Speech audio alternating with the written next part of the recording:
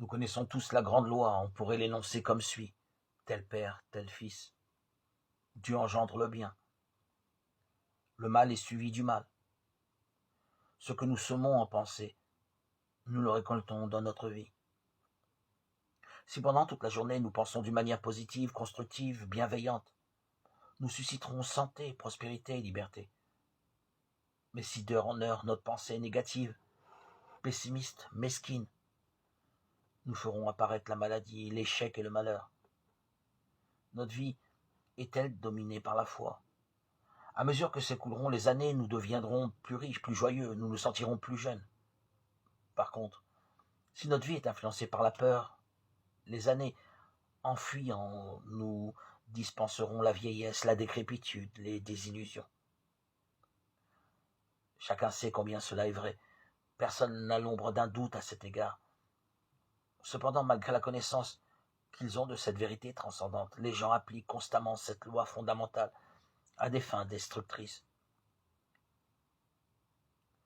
Personne ne songerait à verser de l'eau dans le réservoir à essence de sa voiture, du sable dans sa montre ou du verre pilé dans ses aliments. On commet pourtant une absurdité tout aussi grande lorsqu'on pense, parle ou agit négativement. Connaissant cette loi, on ne peut s'empêcher de se demander ce qu'ils ont dans la tête, un cerveau ou des copeaux. Dieu merci, nous connaissons cette grande loi qui est la clé de la vie. Tout ce qui nous incombe, c'est de l'appliquer.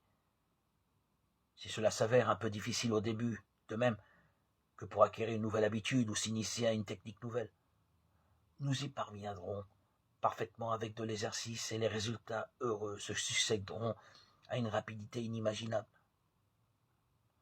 À l'avenir, quand nous nous surprendrons en train de penser négativement, dites-nous sévèrement, qu'as-tu donc dans la tête?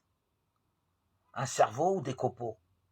Et tournons-nous immédiatement vers ce que nous savons être la vérité, notre Seigneur Jésus-Christ, notre Sauveur et notre Rédempteur.